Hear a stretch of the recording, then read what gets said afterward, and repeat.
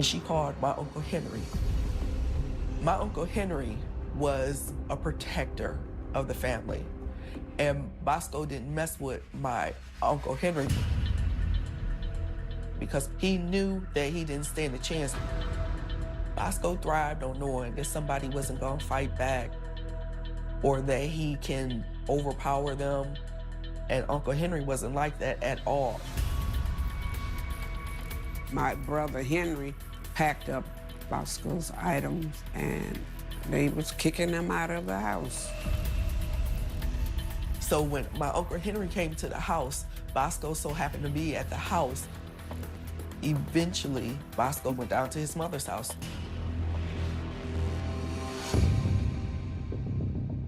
But Bosco didn't get angry at Uncle Henry. Bosco went around telling people that the whole source of the problem between him and Louise was Melvin.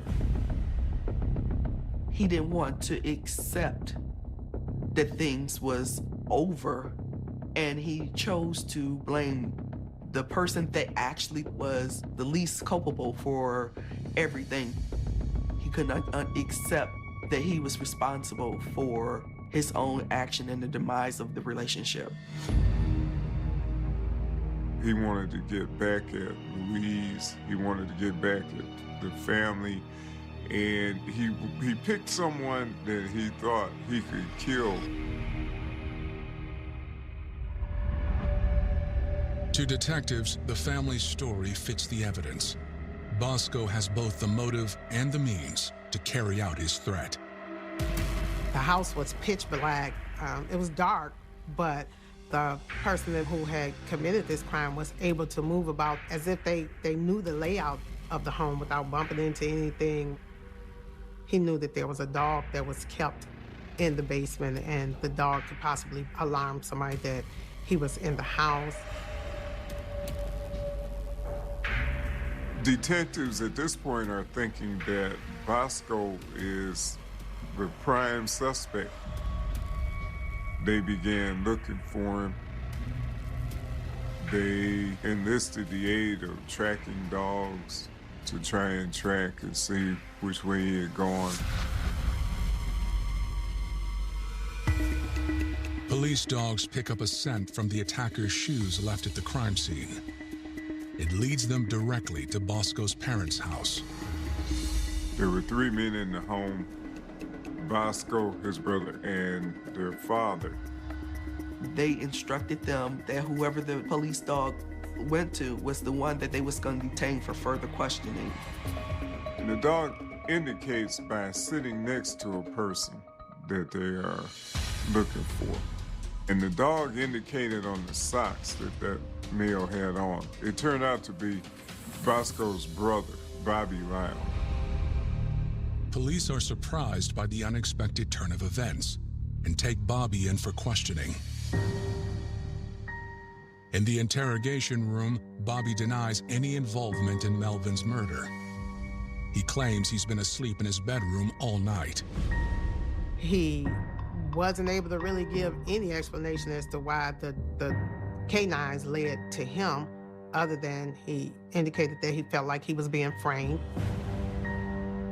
He stated that he had been at home, asleep that night. He did recall or remember somebody kind of messing with his feet and his socks being removed.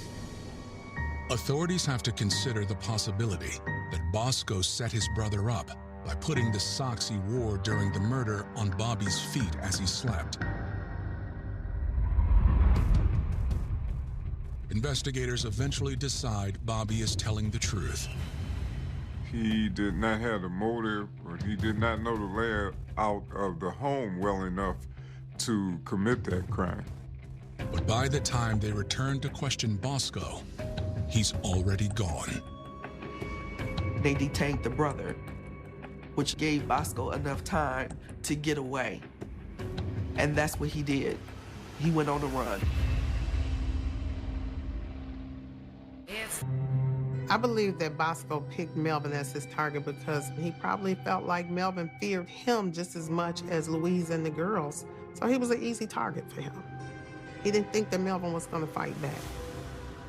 This murder was revenge, continued terror, to show that I'm still in control, that no matter how many men you move into this house, I'm going to continue to control the house, the family, and the situation.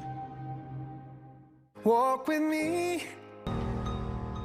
Less than 48 hours have passed since Melvin Weathers was stabbed to death, and the man investigators believe is responsible, Bosco Lyles, is now on the run. Detectives obtained a search warrant to search Bosco's home, and when they do that, they find a diary that has details of what Bosco may have planned to do to Louise and her family. I believe he wrote 24 times, "Louise, I am going to kill you." And then 7 times, "Louise, you are dead. Louise, you are dead." He had an entry saying that I'm gonna kill Louise, comma, her new so-called man, comma, Melvin, comma, and whoever else is in the house. Based on the evidence gathered so far, the court issues an arrest warrant for Bosco on charges of first-degree murder. But he continues to evade capture. In 1983, it would have been much easier for Bosco to run away. There was no social media at the time. Cell phones were just coming on the scene. It would allow a person to be more anonymous, say, than now. For my family, it was very frustrating to know that the man who actually committed this crime is not behind bars.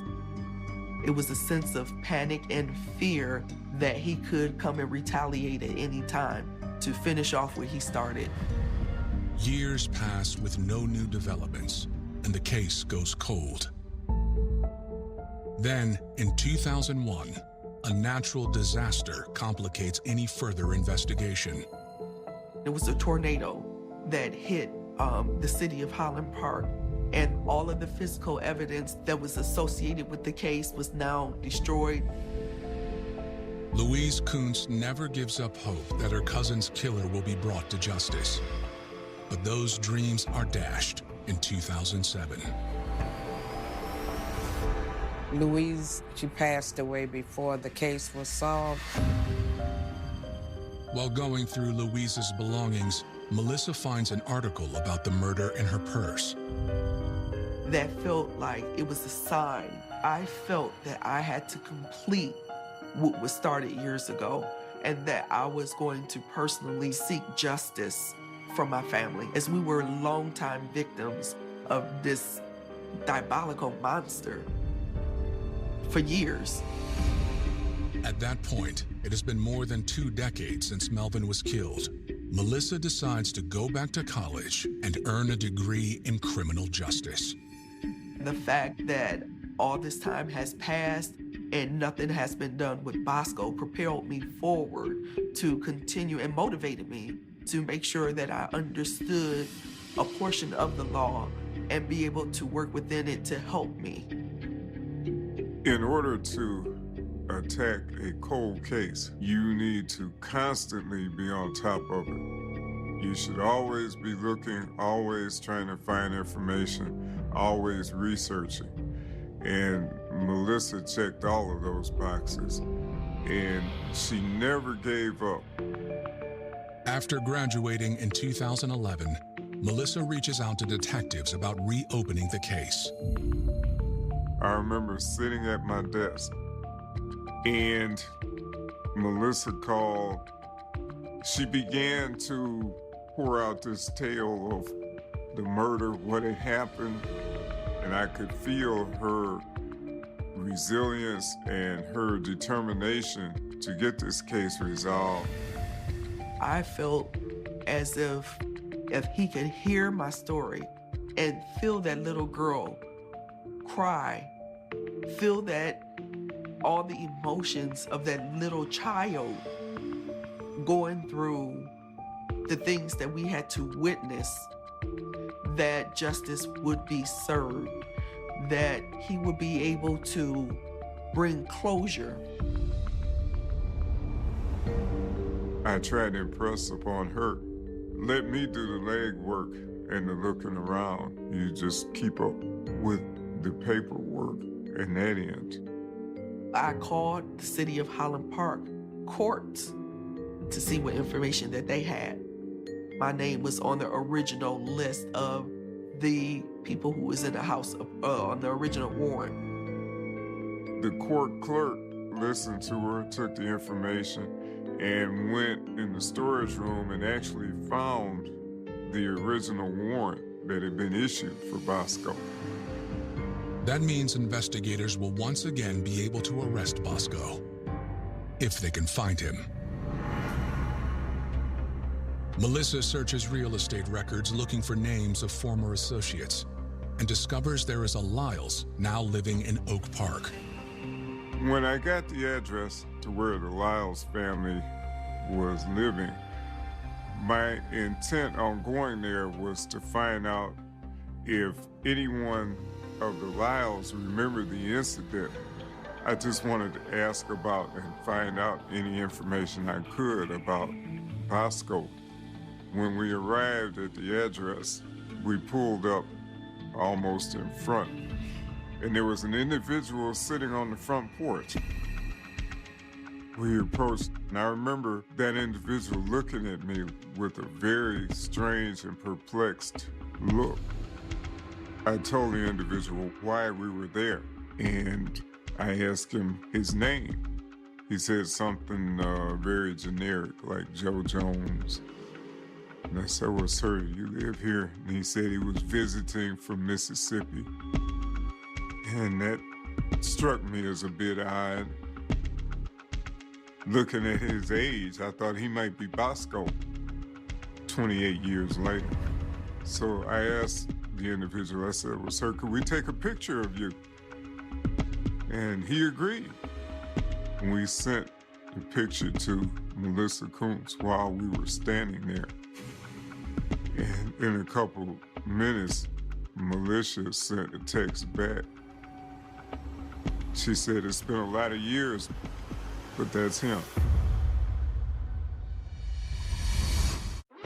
After almost 30 years, Melissa Kuntz has made good on her promise to get justice for the murder of her cousin, Melvin Weathers. With her help, investigators have finally caught up with his elusive killer, Bosco Lyles. Upon seeing the picture that Detective Thomas sent to me, it was like, oh my God. I was in shock that he found him. Or I was shaking uncontrollably. And I was filled with emotions like, oh my God, you finally got him. He looked like he aged at least 50 years and he looked horrible. But you could tell it was him. He just looked like he'd been through hell. Police arrest Bosco and charge him with first-degree murder. His trial begins in January 2013, 28 years after he allegedly stabbed Melvin to death. But with the physical evidence from the murder long vanished, there's no guarantee prosecutors will be able to get a conviction. At trial, some of the investigators that worked on this case were not subpoenaed. Most had retired, some had died, some could not recall the facts of the case. And for that reason, they were not asked to testify. Instead, the state focuses on Bosco's motives and history of domestic abuse. Bosco had threatened Louise many times and some other family members. And neighbors had seen Bosco threaten Louise and seen acts of physical abuse that he committed in front of the house outside. I knew of the constant phone calls. I knew the constant terrorizing of him driving by our street. So I knew that fear. Bosco's own words in his diary suggest he wanted to kill Melvin and Louise, and he knew his way around the house well enough to break in and do it. Bosco had lived at that house. He knew where the electrical panel was. He knew that the knives were kept in a butcher block in the kitchen. But the strongest evidence against him comes from Melissa. Melissa's testimony at trial was powerful, overwhelming, and it was riveting. She had prepared for decades for that moment. During my testimony, I actually explained to the jurors of everything that we had to go through leading up to Bosco killing my cousin. I was able to convey to the court how the abuse that we suffered at Bosco's hands, that we witnessed, the rape that we witnessed. I also went into details of the night that Melvin was murdered, what I actually witnessed, and why I believed it was Bosco. Bosco had a distinctive odor. He was almost like he lived in a dumpster, and if you smelled that odor, you knew it was him. If that odor told you who that was. Bosco's attorneys argue that there is no physical evidence connecting him to the crime, which means there's no way for the jury to find him guilty beyond a reasonable doubt. Defense presented several witnesses, and they highlighted the misidentification of Bosco's brother. Looking at Bosco in court, he looked unbothered. His reaction was as if he was just someone just sitting there as a bystander, no one that was on trial for murder. He didn't look like he was scared, timid, anything like that. On January 22nd, 2013, the jury returns a verdict. They find William Bosco Lyles guilty on all charges, and a judge sentences him to life in prison without parole. We hugged, we clapped, and celebrated afterwards. I mean, it was a joyful occasion for us. Lisa cried out, "Melvin, you got justice." I was grateful and elated that justice was served. Well done, the City of Highland Park, Detective Paul Thomas. It was a fantastic feeling for me to know that this case had come to a conclusion and that Bosco had been found, that Melissa and her family were going to get some resolution to the case, and that I was able to be a part of it. Bosco's act was an act of revenge. Melissa's was an act of justice. It wasn't revenge. She could never be paid back for the loss of her childhood, the loss of her family, the loss of her security, her safety. I hope she got some closure. I don't know if she would think that she did, but I'm glad that she did get justice. The biggest takeaway from this tragedy for me is that life is too short. Embrace your loved ones. If you're in a domestic violence situation, seek help if you need